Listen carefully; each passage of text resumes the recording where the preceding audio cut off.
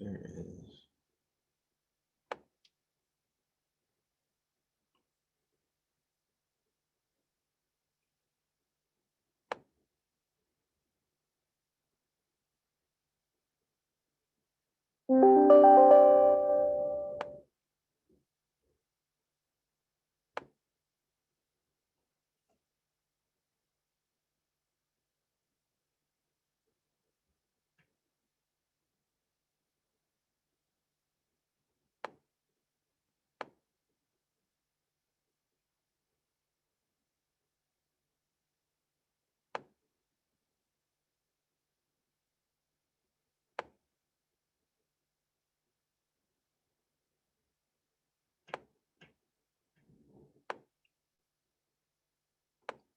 Good afternoon, everyone. Thank you for joining us for our 5th installment of our WOW Wednesday series. I'm Greg Bernard, class of 2004 and Director of Alumni Relations. First and foremost, thanks to all of you for joining in today. We really appreciate it. We also want to thank the Alumni Association for sponsoring this event and all of our alumni events. Now, before we begin, I do want to go over a few guidelines. In order to avoid any potential audio-visual issues or interruptions to the program, all participants have been muted upon entry, and we ask that you remain muted throughout the conversation, both audio and video. Secondly, in order to optimize your viewing experience of the program, we recommend you change your view to speaker view as opposed to gallery view, as this will highlight the individual who is speaking at the time. Now, if you're tuning in just to listen, we understand that, that's great. However, if you're utilizing Zoom on your mobile phone and you're on the video, simply click on your screen, navigate to the 3 dots, click settings, and then turn gallery view off. And this will enable speaker view. And last, in order to ask questions, we ask that you use the chat feature to communicate, which will be monitored throughout the program and questions shared during the Q&A segment.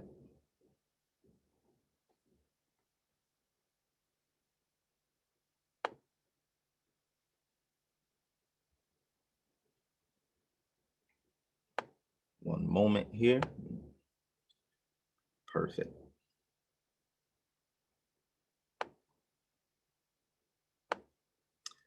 Now, just to provide a little background, this series was created to highlight some of our amazing alumni doing tremendous things in their personal and professional lives. In addition to highlighting our alums, a key component of this program is connecting them with a faculty or staff member who had an impact on them while they were students or have shared similar challenges and triumphs along their respective journeys. Now, typically as a director of alumni, I prefer to orchestrate things from behind the scenes. However, I was honored when Dr. Johnson asked me to be the person to moderate the discussion, given our long-standing relationship and my intimate knowledge of his journey. Today's alumnus of note, Dr. Aaron Johnson, class of 2004, is arguably SCSU men's basketball's greatest defensive player ever. Me personally, I don't think it's an argument, but obviously that's up for debate. Aaron graduated as the program's all-time leading block shots in a season for the career and the last owl to record a triple-double, 10 points, 11 rebounds, and 10 blocks. Now, before we begin, I want to take a minute or two to share a little more background on Dr. Johnson. Now, in the interest of everyone's time, and he has a really extensive bio, I've kind of highlighted some things that we're going to share just to kind of contextualize the conversation.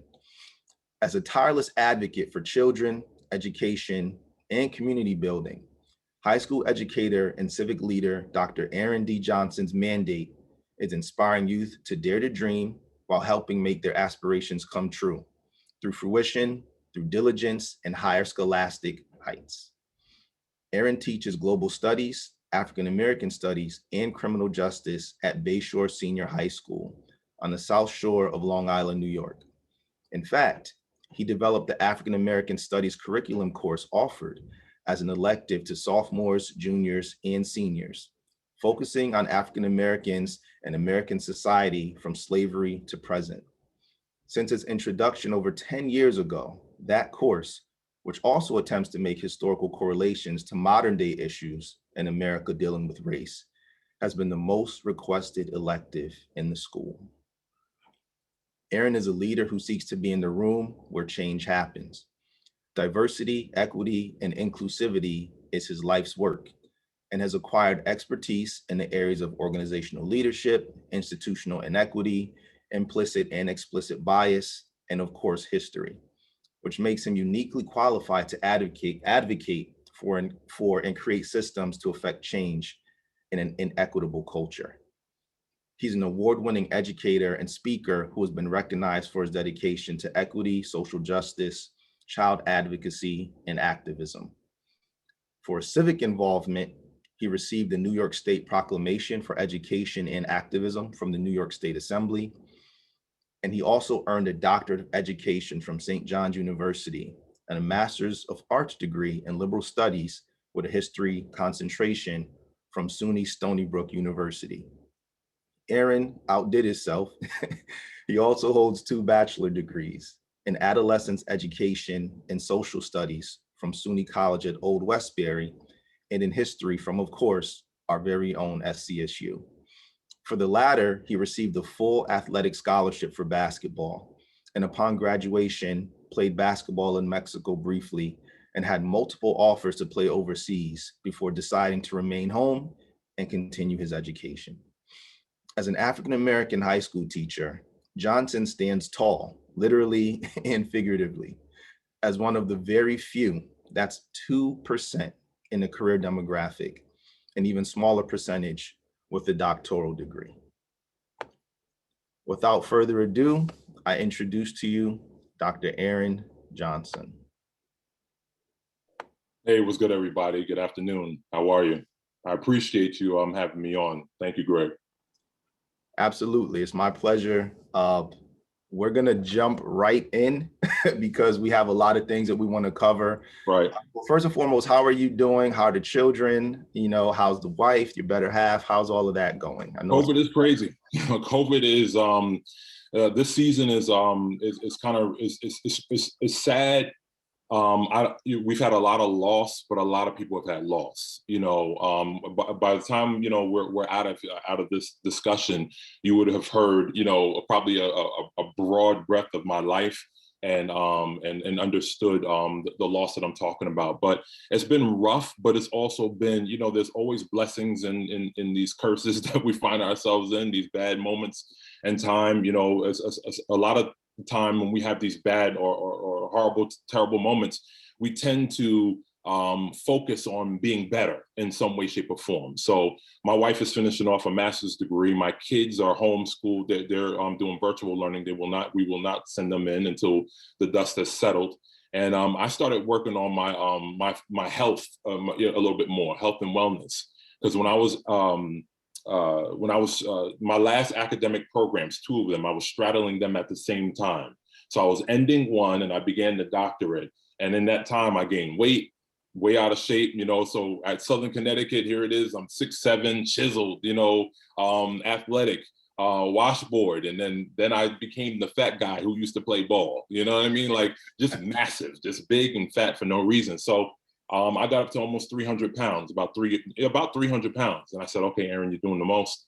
If you're trying to die early, and widow your wife, then you'll continue on this path. So I really got serious about losing that weight, and I lost it quickly. And right now I'm trying to be like in the best shape of my life outside of when I was at Southern. So and I'm getting ripped for 40. 40's coming in September, and I'm almost there. I'm a monster right now. I keep it under wraps, but I'm getting there. That's the goal. So we're doing all right. We growing and grinding, and we're doing whatever we need to do to survive this crazy. All right, perfect. So we're gonna jump right in. We're gonna keep it kind of chronological. Right. Take a quick trip down memory lane. So let's start from the beginning. So you alluded to your height. Obviously, you weren't always 6'7". Right. Tell us a little bit about your upbringing.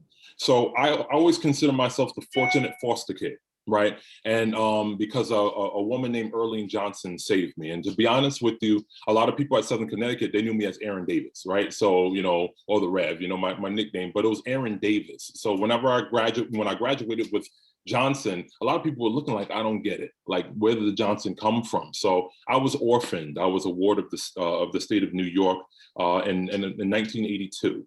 I was about 5 months old at the time. My mother took us from my father. They were married in Georgia. They both were in the Air Force, but my mother was mentally ill.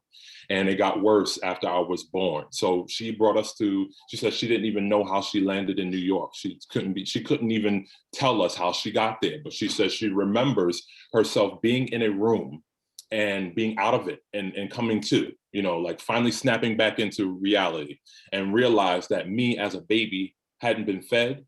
I wasn't crying, but I hadn't been fed. I hadn't been changed. My sister was a toddler. She's 10 months older than I am, and she wasn't attended to. And my brother, who was 5 years older than I am, he was essentially trying to take care of us on his own while my mother was mentally gone. And so she said it's at that point, when in her most lucid moment, in that moment, at that point, she wanted to get us somewhere. She said, Aaron, if I didn't get you guys to somewhere safer than with me, I would have killed you.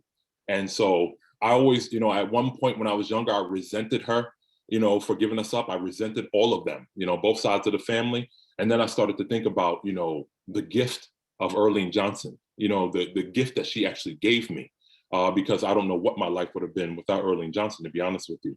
My mother, biological mother, is intelligent. She I should say was. She just passed away in June. But she was a very intelligent woman, especially when she was on. But when she was out of it, it was hard. It was a hard relationship, And my mother, who passed away when I was at Southern, she was a very intelligent woman as well, but driven and hardworking. And she really, really focused me into working hard. That was her thing. Like, Aaron, step it up. You're going, she used to always say, before, I don't want to go too long about this, but she used to always, when I was younger, she's like, you're taking your ass to college, right? And I was like, Black mamas, they don't, they're, so I'm just like, why is she so aggressive? Like, I don't understand. I know I'm going to college. She said, no, I just want you to know, you're going to college. There is no choice. We have nothing to discuss. You will be going. I was like, okay, I understand. And she was always pushing me. So I'm the fortunate foster kid who had to deal with abuse in foster care, right? Par for the course. Me and my siblings, the statistics coming out of foster care in New York State in the 1980s were terrible. You were going to go to prison. You were going to be homeless, you were going to be a dropout, or you were going to be dead.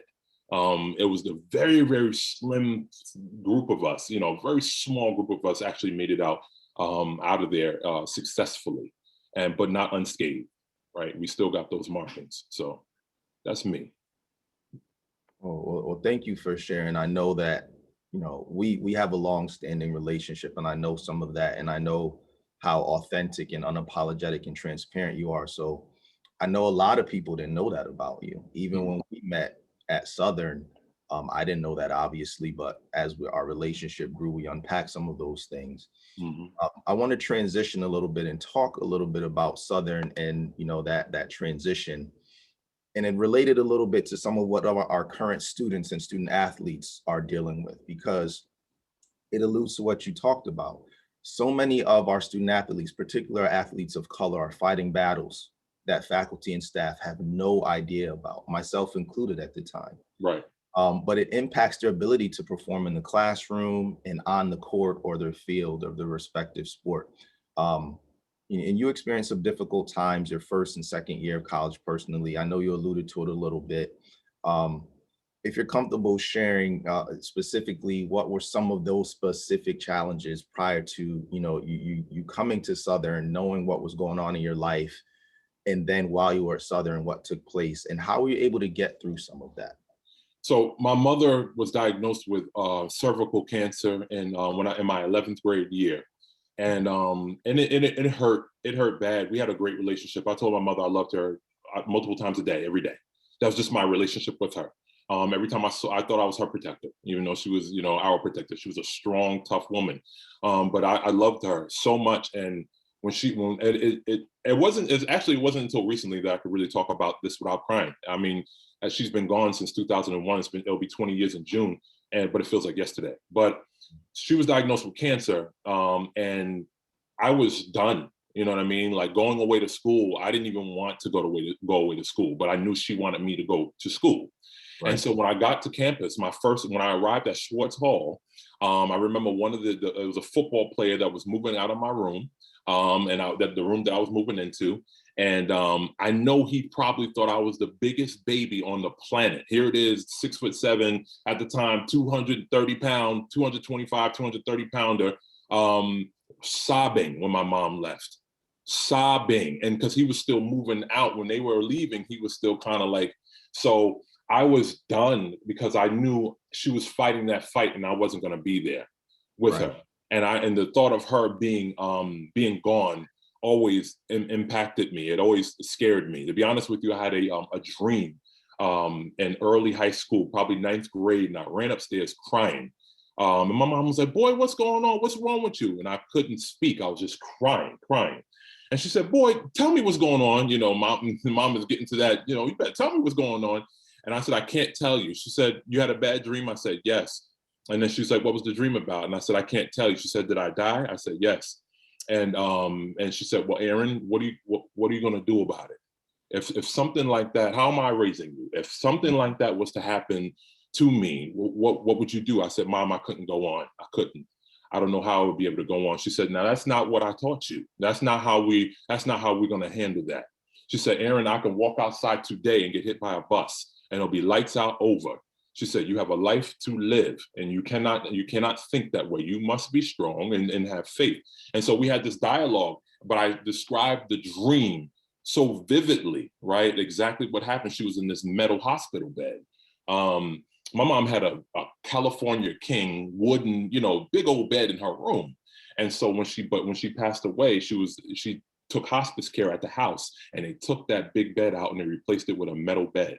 So the dream that I had, almost to the T of me holding, in the dream, I'm holding her hand is off of the side of the hospital bed and I'm holding her hand crying on it.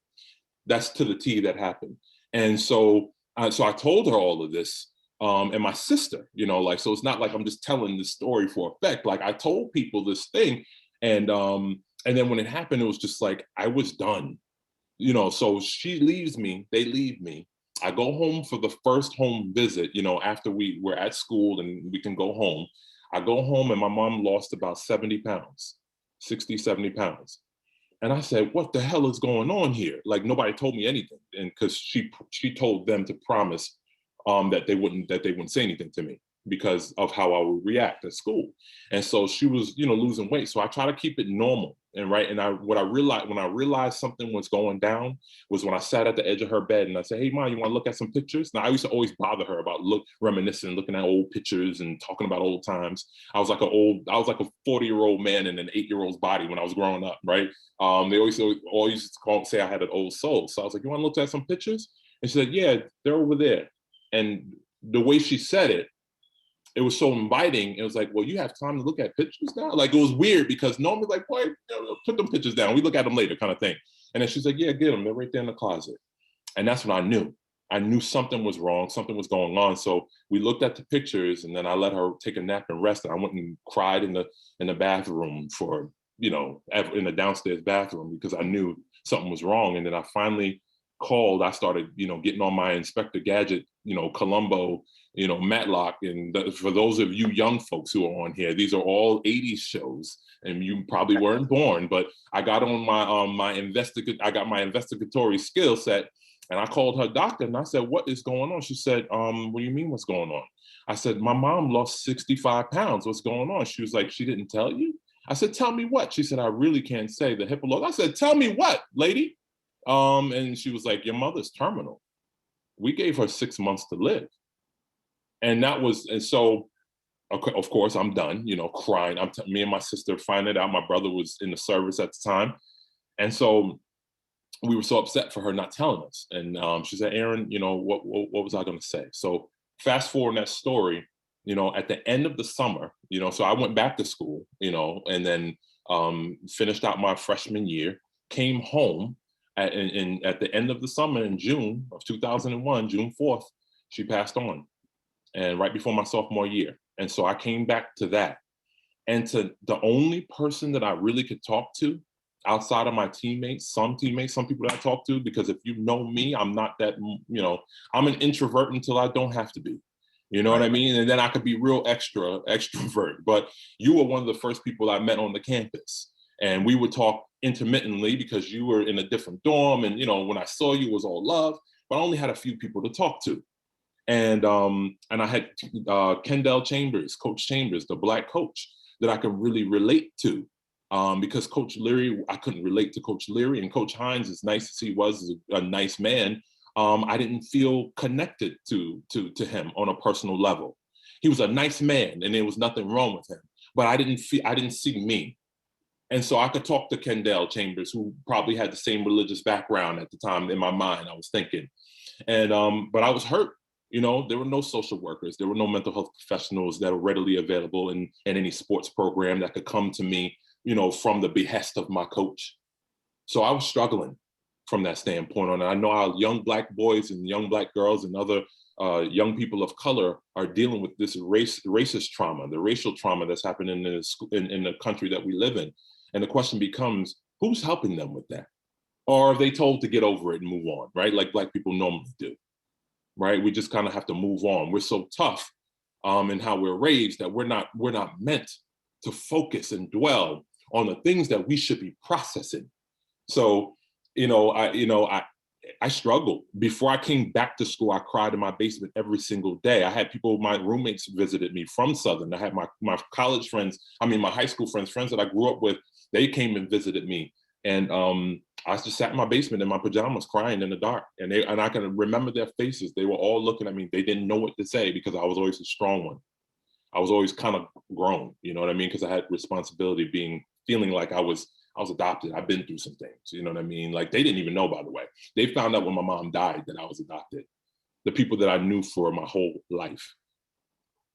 Right. So I don't want to cut you off, but I do want to kind of transition a little bit and talk about the athletic piece and how that motivated you, but the academic piece, right? Because you are a defensive monster on the court. And I was there to experience your work ethic, your intensity, and your discipline for your craft firsthand, right? But your school records speak for themselves. However, you are also a monster in the classroom. Mm-hmm. And there's a stigma surrounding student athletes being dumb jocks. Right. Can you talk about that a little? And did you face any adversity or peer pressure growing up because of your love for education and then coming to this collegiate environment where the expectations are different and there's this level of responsibility and personal responsibility for those things? And as student athletes, there is some structure around that, but can you talk a little bit about that in a sense? So in the very beginning, when I first got to Southern, I did pretty well. I did well because I was just like going in almost like I had something to prove, right? Like I needed to make sure that people didn't just think I was a dumb jock. When my mom passed away, however, my grade point average took a nosedive. And I always what I like to do is make sure that I give people, some real talk. Like I don't want them to think everything is rosy. It's important to embody oneself as an intellectual. You're in college, right? That is the main focus of college, is to gain knowledge, right? You're trying to grow intellectually. And so that was my focus. I'm going to graduate and I'm going to get a degree. I'm not going to get a bird watching degree. It's going to be a discipline that is actually rigorous, and I'm going to care about it. So I was doing very well in the very beginning, but when my mom passed away, my grade point average took a nosedive, and you already know what it is. It's like you can start out way up there, you get that bad grade, it chucks you down so fast, and even if you get the next A, it's not going to bring you to where you just were demoted to. So I graduated Southern with such a low GPA, which I'm going to share right now because I want people to hear it, and I want you student athletes to hear it. I graduated with like a 2.75, and I felt embarrassed. I was embarrassed. Like, that is not me. The 2.75, Aaron, this is you, really? And I was so embarrassed because I knew I was better than that. I knew I was smarter than that. I held down my classes that in my major, like the history coursework, I was way up there with the history coursework because that was my lane. But the other courses, I kind of dropped out of it. I was mentally not even connected to it. Now I try to make up for it, right? As I moved on, I went to SUNY Old Westbury and I graduated, and I got I had a 3.5 or 3.7 there, and a 3.75 at SUNY Stony Brook, and a 3.95 at the College of St. Rose, and a 4.0 at St. John's. So I made up for my, the first university. The next four, I said, now you're gonna know, we working, you know what I mean? But it's something that I always wanted people to recognize. Every time someone saw me, they asked me about basketball. People who saw me who didn't know me personally, they wanted to bro me because of basketball. I'm like, don't bro me if you don't know me. You're getting real familiar. You know what I'm saying? It's like, it got annoying to me that people were so familiar, because of the basketball thing. You know what I mean? So I always wanted, every time someone spoke to me in a kind of slangish where we weren't cool, I get more articulate and get really, I get real, like the King's English will come out. You know what I mean? Like the more you get familiar with me in a context that you don't even know me in, the more smarter I'll sound to you. And that was my thing, and it was purposefully done that way. So something that I wanted to touch on, and then we'll kind of move forward in the interest of time, is we've talked about this over the years, and it's something that is really pervasive, but it's hidden. Is young Black boys, the only time that we're affirmed most of the time throughout our lives is because of our athletic accomplishments. Yep. When you're an athlete. So people are cheering for you, and the girls are liking you, and coaches are recruiting you, and your family members. Oh, my nephew, my niece, my that. Yep. We're rarely affirmed for our academic prowess or other interests, and we're not supported in that regard. So that is so tied to our identity, right? And it's almost like we're programmed to feel like that's our only option, that's our only way out. And when we get to that level, and we're dealing with all of these other factors that we weren't necessarily prepared for, or no one prepared us for, because they were only utilizing us for our athletic prowess, the social adjustment, the time management, all of these different things that you have to kind of balance when you become a collegiate athlete. That is a direct correlation between those struggles. And and let's not go down the path, if you get injured and you're no longer an athlete, how the athletic program, perceives you and the support that you have. Right. But I think that's something important, the psychology as parents and support systems and coaches as well, to realize what that dynamic is and put yourself, empathize a little with our athletes that you're bringing in a seminal time in their lives, and not just to utilize like pawns on a chessboard, right? Right, and that's where a lot of things come into play. Representation matters, right? So somebody who a coach from the background that his or her players, right, has or has some form of connectivity outside of coaching, but cultural connectivity is super important.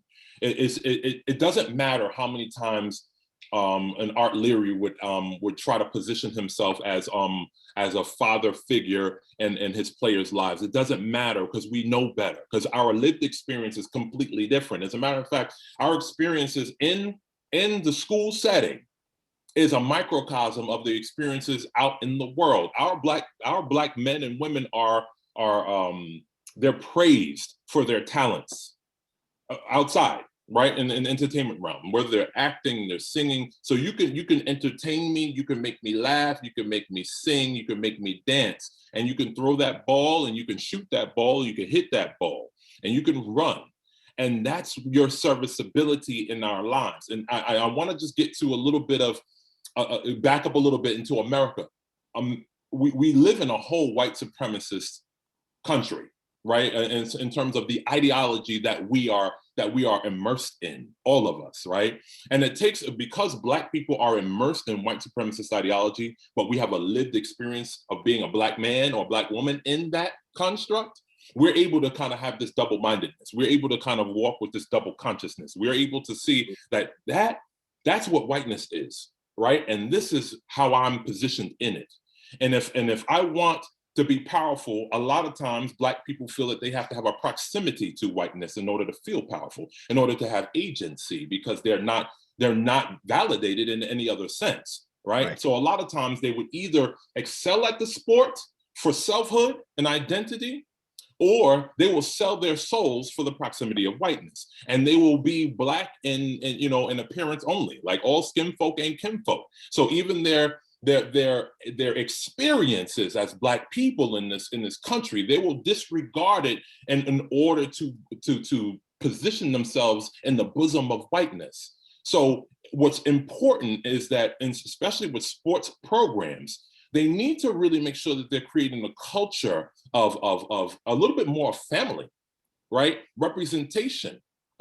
Your psychological and mental well-being means something to us. So much so that we're going to have a social worker or a therapist on call. And I mean, how many departments do we have at Southern that we can have a professor who is a LMSW or a licensed therapist to be on call for those athletes who have had trauma. Maybe they had a concussion. Maybe they're not playing as well as they used to play because of some injury. So now they don't have a sense of agency, right, anymore. Or maybe they're watching Black people get hunted, right, by police officers or race soldiers posing as police officers. And then people are telling them, well, you may not protest. You may not kneel for the flag, right? We can say Blue Lives Matter when it's convenient for our narrative, but we will literally kill Blue lives at the nation's capital in the interest of our white supremacist ideology. So we have to make sure that we are educating everybody in America properly to understand where they live, and then create a culture by which we are taking care of everyone, meet everybody's needs, meet them where they are. I can go on a tear, but I'm gonna let for time's sake, I'm gonna let you get a question. I wanted to give you some time to rock because I know how passionate you are about these things, but you did touch on something that ties right into the next discussion topic. So the shut up and dribble commentary, right? And this is kind of what you're alluding to, but what you shared is from the perspective of grown man Aaron. I'm talking about 20-year-old Aaron and 20-year-old Greg, right? The shut up and dribble commentary became more prevalent over the past 4 years in this country when athletes started to use their platform and influence to discuss social justice and political issues in this country. And I think a lot of collegiate level athletes started taking note and heed from that and started doing the same. So like, how do you feel about this shift in culture for athlete empowerment, particularly athletes of color, and, with the backdrop of what took place last year with George Floyd and so many others? It was inevitable. For years, Black athletes have been bullied into positions of silence. If you speak out, you lose your endorsement, you lose your contract, you will not play. You speak out, we'll kick you off the team. You speak out, you're a rabble rouser, a troublemaker. And it's interesting. The very people that champion Americana, right? Freedom, justice, equality, Constitution, are the very people who are muzzling people from speaking. It's like hegemony and dominance mean more than what we say we believe, right? So in other words, we don't really have an ideology. Our ideology is supremacy, dominance. And so when you have this, and for years our athletes have been pushed in that way. Think about the 1968 Olympics, right? When they put up the fist, right? And the backlash. The dude said, I lost my wife, I lost my family, I lost my endorsements. Like, life was over because he was saying we are being treated like animals and we should be treated like human beings. Mm-hmm. So think about that. And if people don't want to come out of the stupor of ignorance to actually understand where we actually live, think about people losing their whole livelihood, just prior to Kaepernick, but even with Kaepernick, losing their whole livelihood speaking facts, speaking about our lives. It's like, just shut up and play ball. In other words, we don't want you to use the power that we have given you to speak factually about your lived experience. We'd rather you just be quiet and dribble, unless you are asserting a position that's aligned with our narrative. So Herschel Walker could go out there all day long and talk about slavery was over 130 years ago when Black men, about anti-reparation speak. Oh, we're not going to tell him to shut up and play ball. right? Right. Because why? Because again, skin folk, but ain't kin folk. He out there talking crazy, and they can perpetuate white supremacist ideology through blackface. So we can see, black people, all black people don't think that way. And they put Herschel Walker right there in front of you, and then the Candace Owens in front of you, and then here we are. So I think it's phenomenal that these young athletes are coming out there and being true to who they are. What did Dr. King say? I just want you to be true to what you said on paper, right? I just want you to be true to what you profess. You profess your love for the Constitution, but haven't read it. And you love the Second Amendment more than you love the First. It's insane.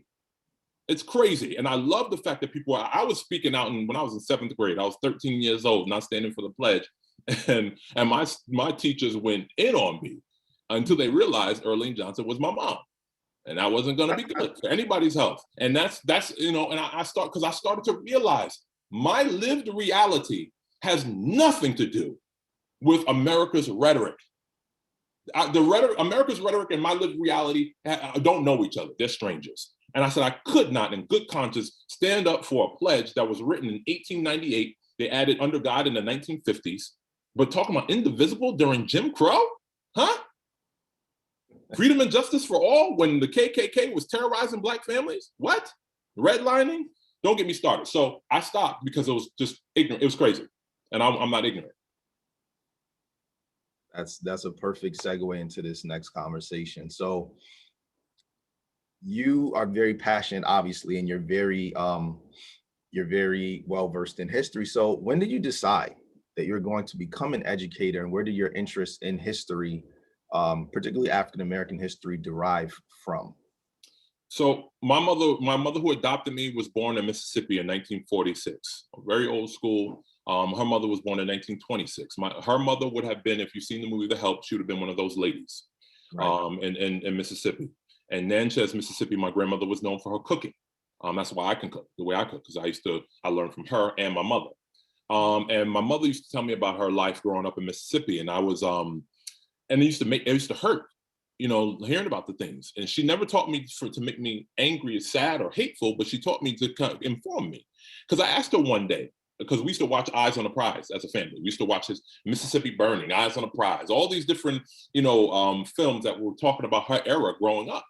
And I said, Mommy, how come you don't hate white people? This is an honest question I asked as a 9 or 10-year-old. She said, Aaron, because all white people didn't spit on me when I was walking to school. It was just those kids that were on the bus. All white people didn't throw the rocks at me when I was trying to walk to school. It was just those kids that were on that route. She said everybody has to earn a place in my space. Everybody. She said, so I'm not going to judge a whole group based upon those actions. I'm not going to do what it is I hate, what's happening to us. So in that moment, it sparked me to want to know more about history, just know more, because I knew what I was getting in school didn't make any sense. What I was learning from my mother and from what I was learning in school made no sense. They didn't go together. So I knew there was something I needed to do more, right? And that's hard for people, right? That's why we're so ignorant as a culture, as a society, because it's hard to seek that knowledge because you think you're getting what you need in school because we trust our educators, right? So that always was in the back of my brain, but I also wanted to be an attorney because I like to argue back in the day. So after I got over my cop phase, I wanted to be a cop and a fireman because we had the cops and firemen come to our school all the time, doing those presentations. So after I got, I had my little badge and my little plastic guns and stuff. Once I got through those 2 phases, I wanted to be an attorney or an educator. Then I started thinking about impact, and education really spoke to me because I never had a Black male educator until I got to college. At Southern, I had one. And in the 5 universities that I attended and graduated from, I only had one Black male professor. Wow. And then I never had one Black male throughout from kindergarten all the way through high school, not one. So I said, I want to be the thing that I never had. I want to be able to walk into that school and people see me and know that not only am I a vessel of knowledge, right? Not only do I have a wealth of knowledge to give them, but I also have a lived experience that's connected to them, a lot of them. And even though the white kids were the most appreciative of me when I first walked into my school. They were the ones that were writing me, the seniors, about the experience that they had in my classroom the most. So everyone benefits from true representation. That's statistical. Absolutely. So Aaron, just in the interest of, time, we're at Yep. 12:40. We got 20 minutes left. Right. Next 10 minutes is going to be kind of quick hitters, All right? right. Yep. But Got you.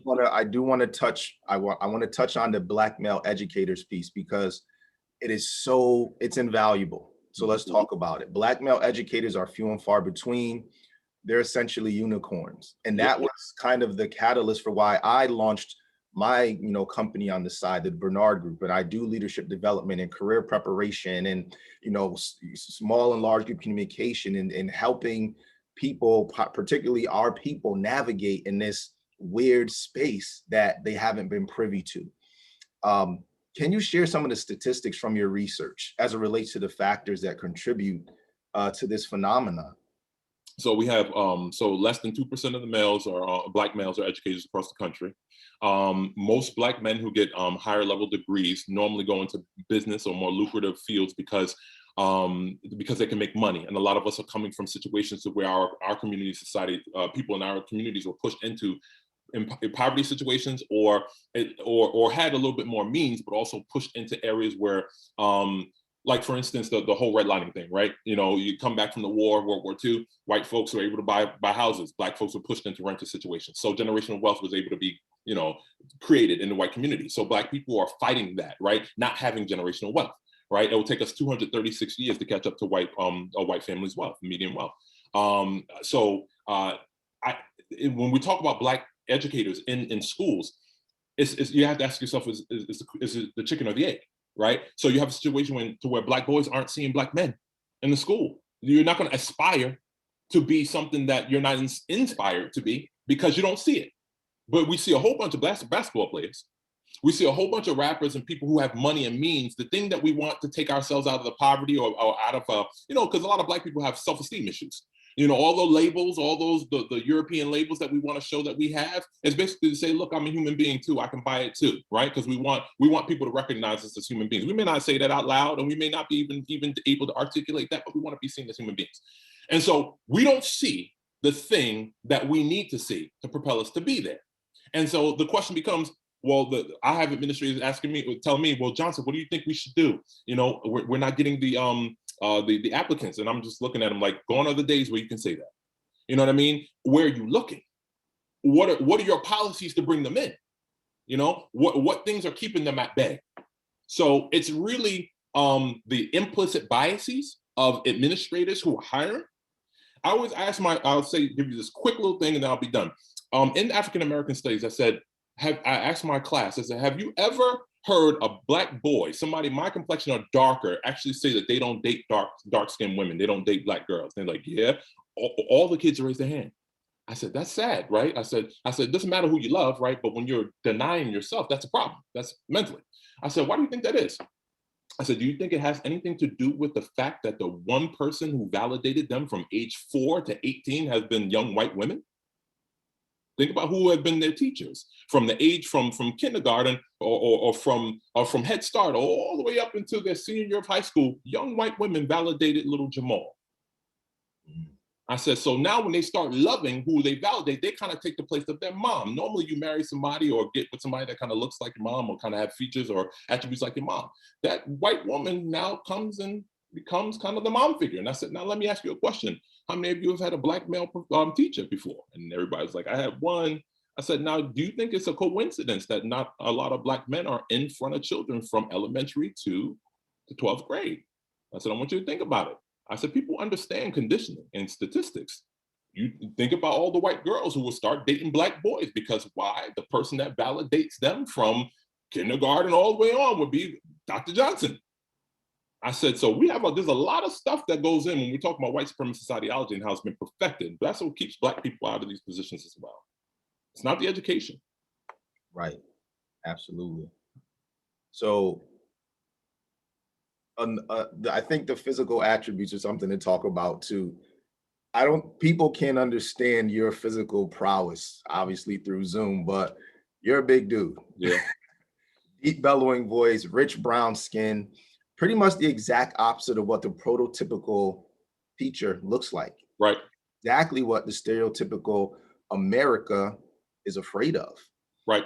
think you see where I'm going with this, right? So what are some of those roadblocks and challenges that you personally have faced as an educator in your own experience? When I first walked into my school building, my first year, somebody wrote on the bathroom wall, "Mr. Johnson's a nigger."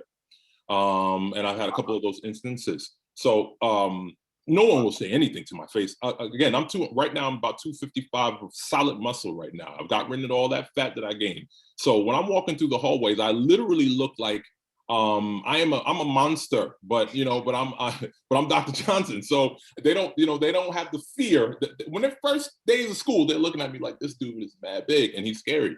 But once they get to know me, they understand, what I have to offer them intellectually. So unfortunately, a lot of the men at my job, white men at my job, have a sense of fear as well.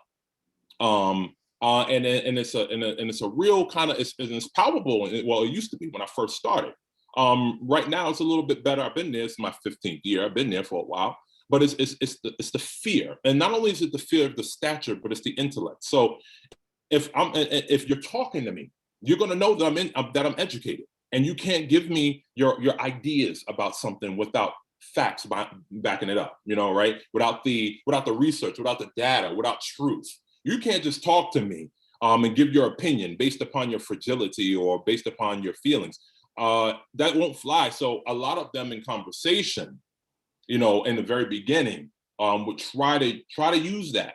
And then once I started, chopping it up, because we used to get in debates in there, they started understanding that I'm a different animal, and that all Black men aren't the same. And then it started, even with the student, the student faculty, student, I should say, they started realizing that Dr. Johnson is really bright.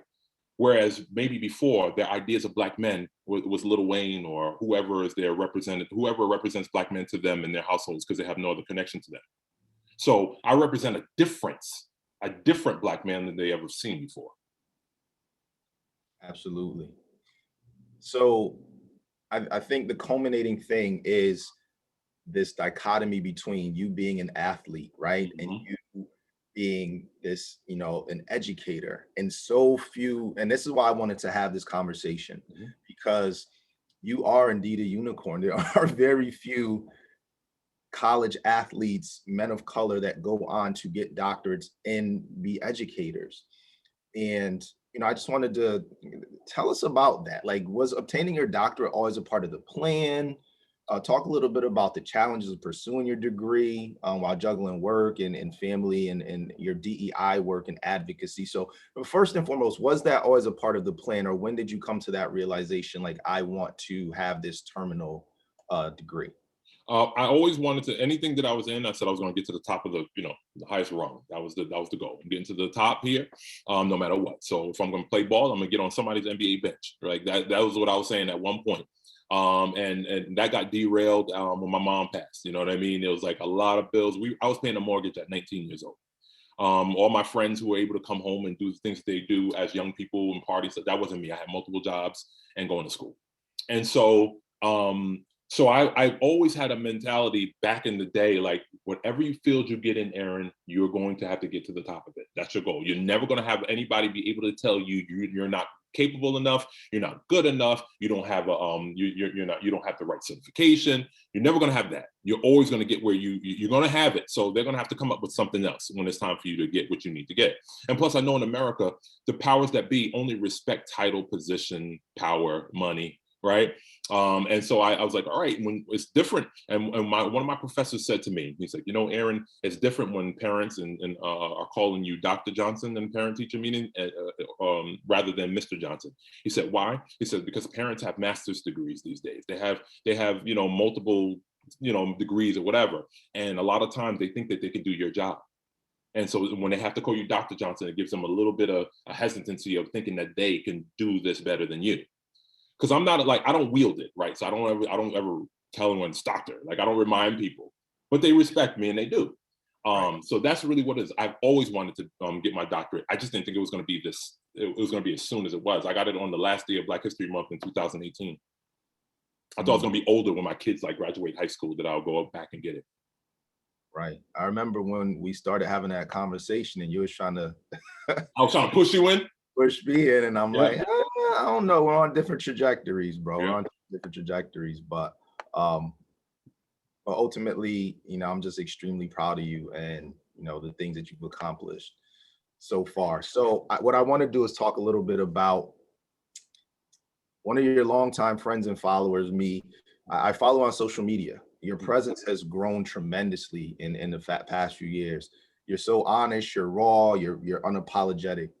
Um, and tell us a little bit more about how you use these digital platforms to your advantage and to amplify your message and your viewership. So I used to, you got to do it responsibly. See, me, I'm raw, meaning that I talk the talk. Like I'm not from Mayberry, so I be cussing, and I got to be careful because I teach high school, so a lot of stuff I'll keep private. When I used to be on a platform, or a broader platform to where I would get a lot of views and all that other stuff because the person that put me on it respected my unapologetic ways. But it's like the reason as to why we haven't progressed to equity in America is because we don't tell the truth consistently. James Baldwin basically said, I'm not going to apologize for knowing, right? Like I'm not going to hold back the stuff that I know to make you feel comfortable in the crazy that you're doing. So in our country, we haven't moved forward. We haven't moved forward in a way that's absolutely necessary to create the environment for equity because we don't tell the truth. Why are kids still standing every morning for the Pledge of Allegiance in schools throughout this country? For what? No other country does that on the planet. There's no serviceability behind it other than servicing this ideology or rhetorical ideology of what America is and not what. How are you going to watch George Floyd happen but still stand and say I pledge allegiance? So how are you going to watch the insurrection at the nation's capital where you have people waving Trump flags? And see, I never get, and by the way, I don't get political. I always get logical because not one political party in this country has done what it needs to do for Black people in order for Black people to be liberated and treated equitably here. So I don't get into the Democrat Republican wars just in case anybody thought I was going there. I'm not. But you had Trump flags, Make America Great Again flags, Confederate flags, Nazi flags, and you had the Blue Lives Matter flags. And they were taking an assortment of those flags and beating those blue lives. Think about the irony of people who say that they're patriots taking a Blue Lives Matter flag and beating that so-called blue life to death with it.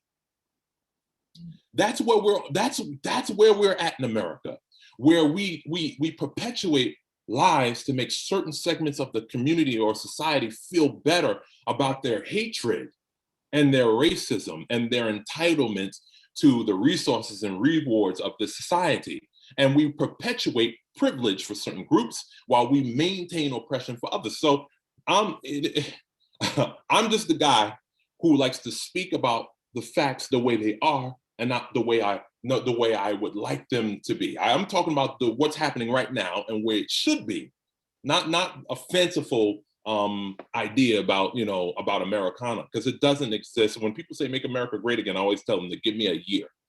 Give me a century, give me a decade, or give me a year. And that's when I trip them up. I say 1600s, slavery, 1700s, slavery, 1800s, slavery for the most part, 1900s, Jim Crow, 1960s, we're in the civil rights movement getting hoses and dogs sicked on us and getting our churches bombed. When was it great? Please give me that date and I'll be glad to engage with you. But we know what that means when Black people knew their place. We didn't talk too much. Absolutely. And to put a bow on that, when people say make America great, I just say for who and leave it. Yeah. I want to quickly move on because there's some questions, but I just wanted to do this quick hitter and ask. I'm sure many people are wondering, what's up with the book, bro? So I wrote a book about education a few years ago. It's on my computer. I haven't even looked at it since I've completed it. So I'm going to one day take it out and see what I need to do and try to get it published. And then I started writing a book last year. I think no, I'm sorry, the year before, the summer before last. Yeah, 2019. And I wrote like 62 pages real fast because it's really about all the stuff that I talk about. You know what I mean? The symbols of white supremacy that actually act as patriotism. in certain segments of our country. You know, what certain things really mean, what education is really not being taught. Like, so I started writing that book. I got it to page 62, and then school was starting up again, and I was like, all right, I gotta, all right, going back to school, you know, and I put it down, and I haven't picked it up. So I've periodically, because I've been doing presentations too. I do the diversity, equity, and inclusion workshops and presentations in different spaces. So I haven't picked it up because I've been focusing on kind of fine tuning those presentations. So I'm always reflective and introspective about the approach that I take when I'm doing my workshops.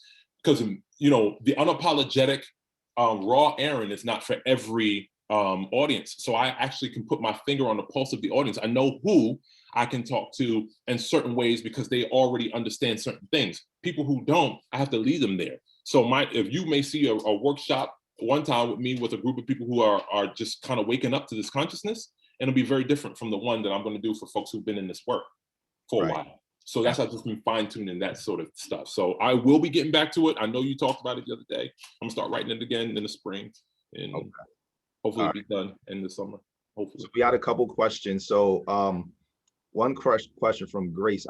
This might be Grace Makupa from our era. Shout out to Grace if that is you. I hope you are tuning in. What 2 ways did Southern prepare you to be successful? Number 1, and to give back. Number 2. Southern prepared me when I had adversity there to be resourceful and to be self-motivating and intrinsically motivated. So when my mom passed away, Art Leary started tripping on the basketball team. You know, if you know anything about Coach Leary had a considerable amount of problems before he left, and I'm not trying to throw him under the bus.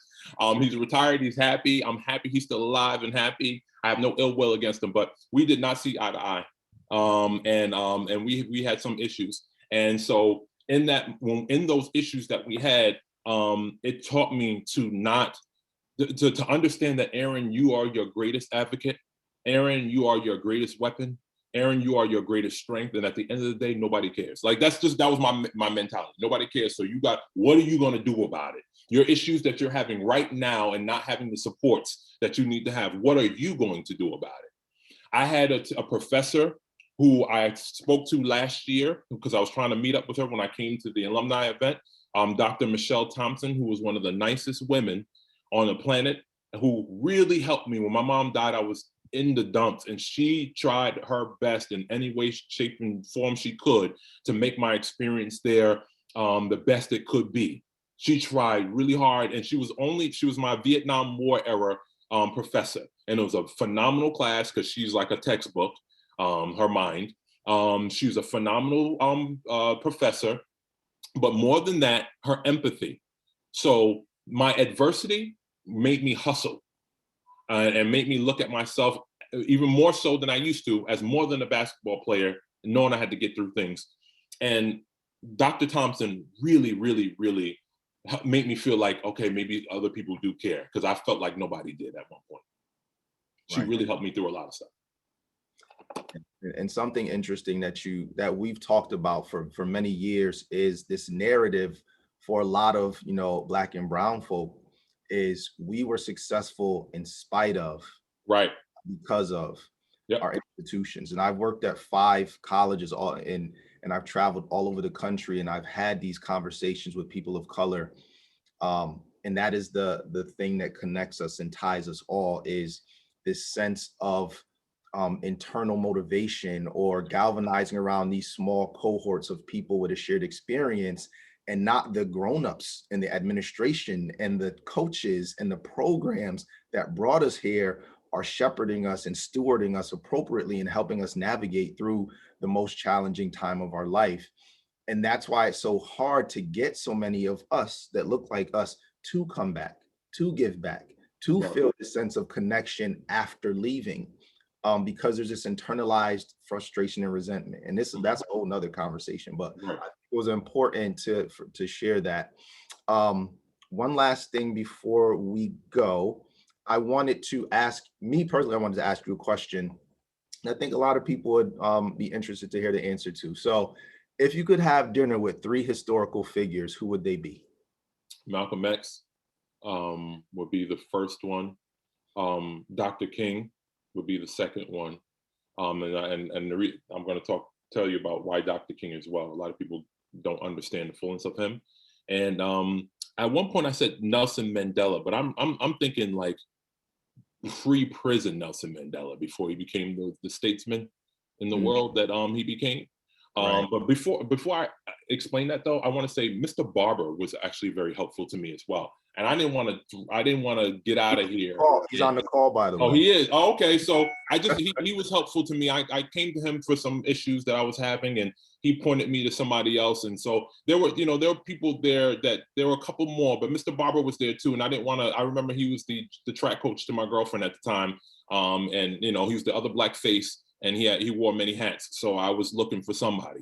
But Malcolm X, because I appreciated, I would just talk to him about his growth, as an orator, his growth as a civil rights, a human rights champion, and he understood how to get it done. He understood, well, the thing that he understood to get, how to get it done was the thing that put a target on his back, right? You move our civil rights movement into a more of a human rights movement. Once you start being able to reach across different demographics and socioeconomic backgrounds, that's when you have to be neutralized, as per the COINTELPRO, right? Counterintelligence Program and the FBI. Martin Luther King, because he gets such a bad rap, or such a that's not bad rap. People try to reinvent him, and I hate it. They show that I Have a Dream Dr. King all the time. 1963 Dr. King. They never show the 1966, 67, 68 Dr. King. I fear I have integrated my people into a burning house Dr. King. Basically, I'm black and I'm proud, I'm black and I'm beautiful Dr. King. We need to go to Washington and get our check Dr. King. But they love to show Dr. King as we are the world, Huggy Bear, I have a dream. And I would love to talk about how he was moving towards being a little bit more radical, Right. So I would love that. And Nelson Mandela, when he was really willing to put his life on the line for his people in South Africa, because apartheid was that evil. And it was interesting that Americans like to talk so negatively about apartheid as if we didn't have our own version of it here. Jim Crow was just an American apartheid. It's crazy. It's crazy that we don't see it that way, but that's how we're taught, right?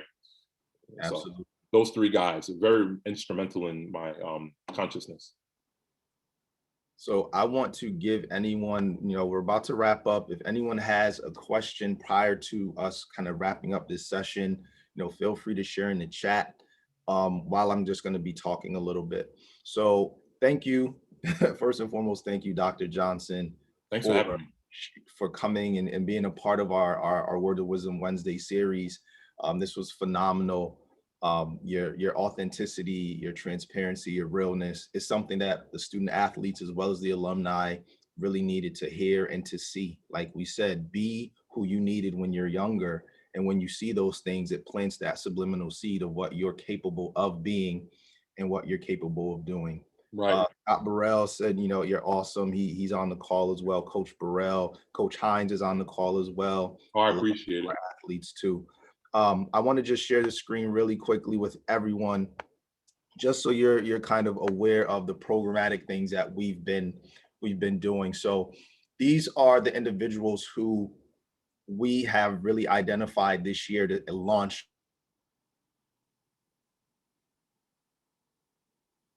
Still there? Francis Cordova. Can you hear me? I can hear you now. Okay, at first you had frozen. I'm good now. I'm sorry.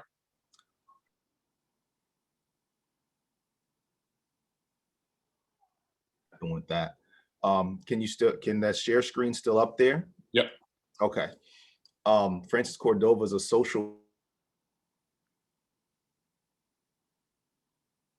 size.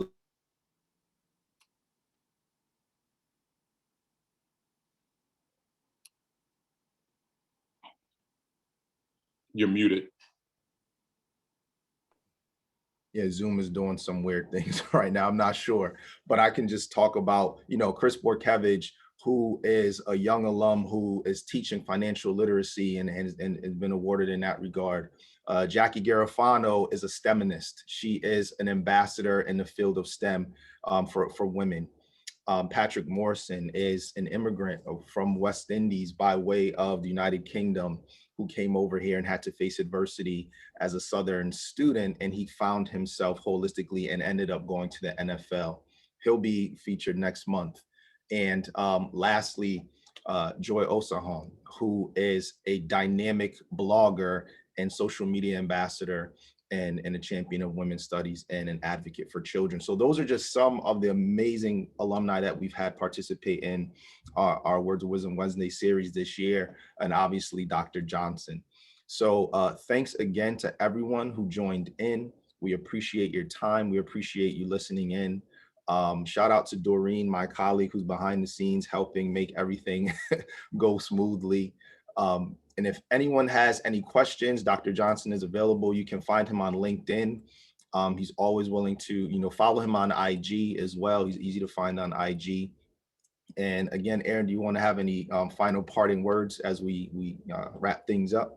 I'd say definitely, if you're in college right now, it's an experience that you should try to do your best to really, really fully experience, right? Regardless of your adversities, regardless of the things that are going on, like try to really experience it. I missed out on a lot. I would go home every Thursday, after my mom died, to check on the house and all kinds of crazy that we're dealing with. So, and I always, so when I see people really experiencing college, I'm like, that's the way it's supposed to be. So have those experiences, reach out for, to help from people who are willing to help, and really kind of take care of your mental space as well. A lot of times we focus on the physical attributes, so especially of athletes, but your mental health and wellness is important. And so we have to really, really, really do the job at focusing on that. But I appreciate you guys having me. I loved Southern when I was there, even with all the crazy that I was dealing with in my life. I did. I really did. Absolutely. So again, thank you all for joining in. Stay tuned for our next Words of Wisdom Wednesday. It's going to be Wednesday, March 24th. We'll have Patrick Morrison, class of 87, on the call. So stay tuned for that. Promotion will be coming to you soon. And thanks again to all of you. Be safe, stay healthy, and thank you for supporting our event. Take care.